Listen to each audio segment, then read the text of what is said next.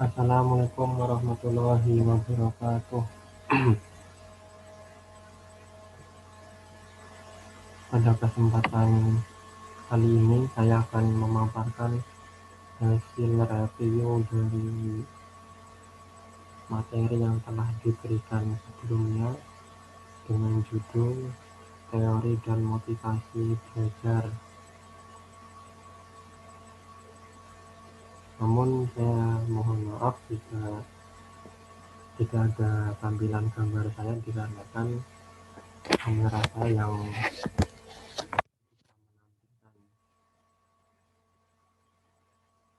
beberapa poin yang akan saya sampaikan, antara lain yaitu definisi dari teori dan motivasi belajar.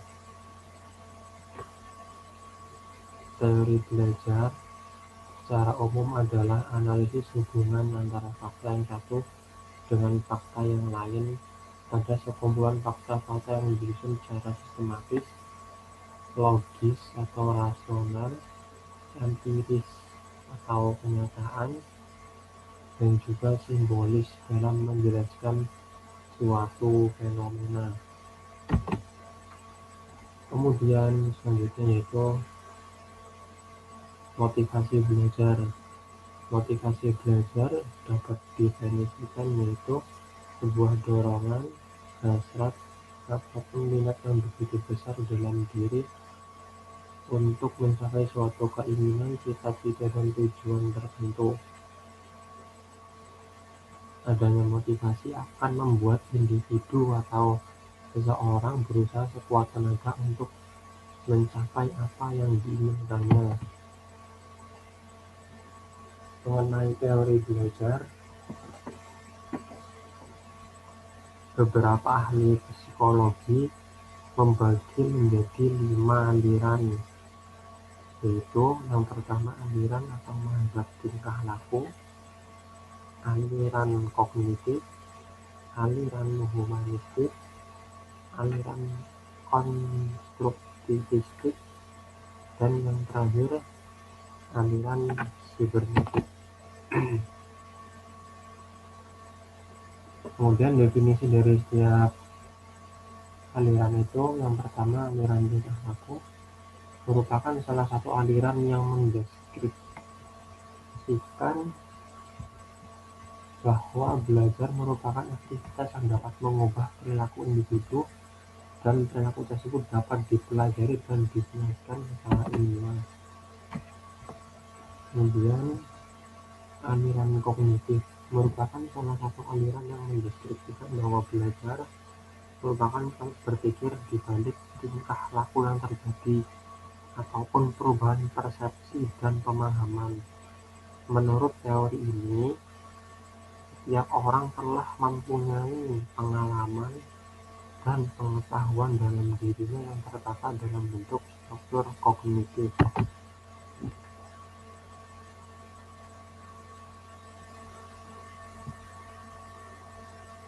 Lalu, aplikasi dari teori kognitif ini diantaranya yaitu yang pertama untuk menentukan tujuan-tujuan instruksional ataupun perintah. Yang kedua, memilih materi pelajaran. Yang ketiga, menentukan topik yang bisa dipelajari secara induktif oleh mahasiswa. 4. Mencari contoh, tugas, ilustrasi. Yang kelima, mengatur topik-topik mulai dari yang paling konkret ke abstrak, dari yang sederhana ke kompleks, dari tahap enaktif, ikonik ke simbolik, dan yang terakhir, mengevaluasi proses dan hasil belajar.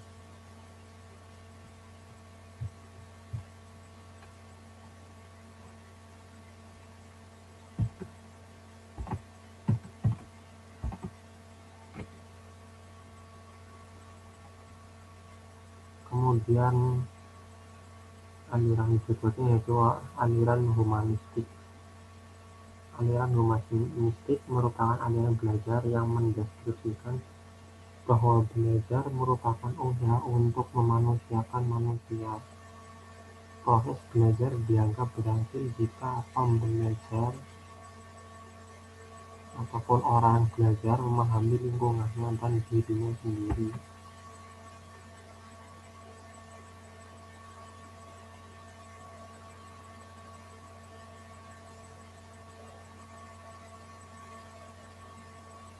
Aliran kognitif ini didefinisikan oleh salah satu pakar, yaitu dalam belajar mahasiswa harus menguasai 3 ranah kognitif, psikomotorik, dan afektif. Dalam ranah kognitif ada 6 tingkatan, yaitu yang dasar, pengetahuan, pemahaman, dan aplikasi. Kemudian tingkatan yang lebih tinggi lagi yaitu analisis, sintesis, dan evaluasi.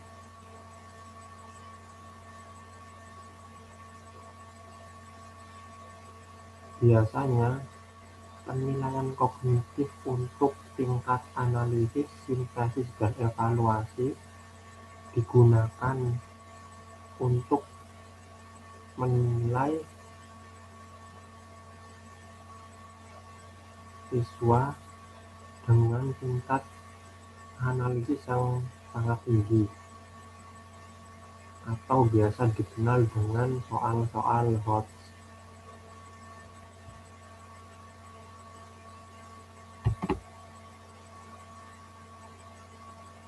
Kemudian ada psikomotorik yang terbagi menjadi 5 tingkatan, yaitu peniruan, penggunaan, ketepatan, perangkaian, dan naturalisasi. Penilaian pada psikomotorik ini biasanya digunakan pada bidang-bidang yang membutuhkan keterampilan praktikum seperti di bidang kesehatan, di bidang keteknikan, dan di bidang kedokteran.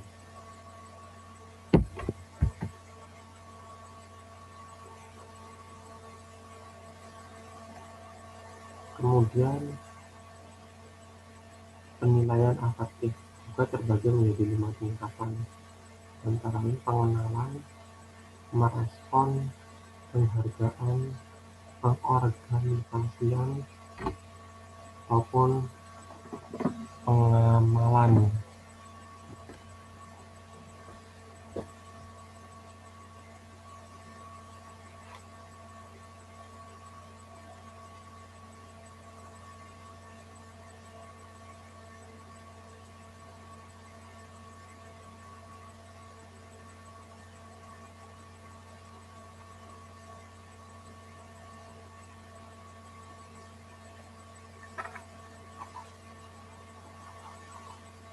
Biasanya di aspek afektif ini yang dinilai antara attitude atau perilaku sopan santun. Kemudian aliran berikutnya itu aliran konstruktivistik, tentang aliran belajar yang mendeskripsikan bahwa belajar merupakan proses di mana pembelajar secara aktif mengkonstruksi atau membangun pengetahuan, gagasan, atau konsep baru didasarkan atas pengetahuan awal yang telah dimilikinya. Dan yang terakhir yaitu aliran sibernetik. Belajar adalah pengolahan informasi. Jadi pada aliran ini, informasi merupakan pokok penting dalam proses terjadinya belajar. Adapun aplikasi dari aliran ini antara lain menentukan tujuan instruksional, menentukan materi pembelajaran, mengkaji sistem informasi yang terkandung dalam materi tersebut, menentukan pendekatan belajar yang sesuai dengan sistem informasi itu, apakah algoritmik ataupun heuristik. menyusun materi dalam urutan yang sesuai dengan isi seminar mahasiswa, menyajikan materi dan membimbing mahasiswa belajar dengan pola yang sesuai dengan urutan pelajaran.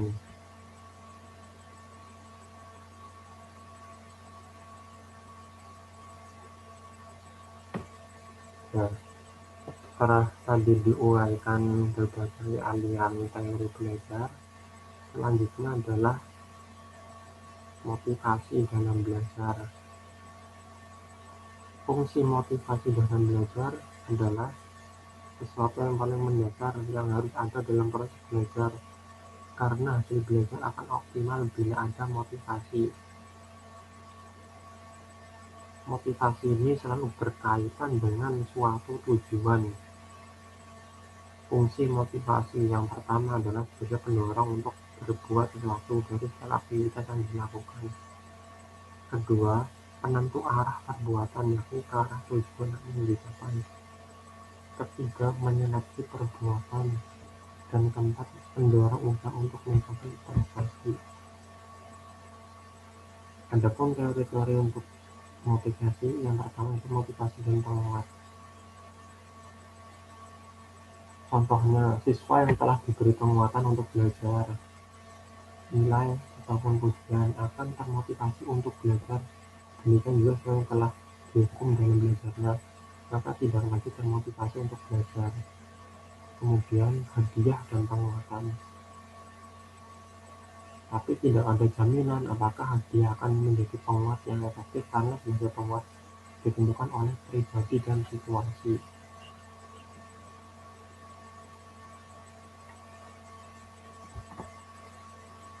Kemudian dari atribusi, mencari penjelasan dan mencoba untuk mengerti mengapa seseorang memberikan alasan, terutama jika seseorang mengalami kegagalan atau kegagalan. Nah, itu mungkin teori dan motivasi belajar yang dapat saya sampaikan. Kurang lebihnya saya mohon maaf. Wassalamualaikum warahmatullahi wabarakatuh.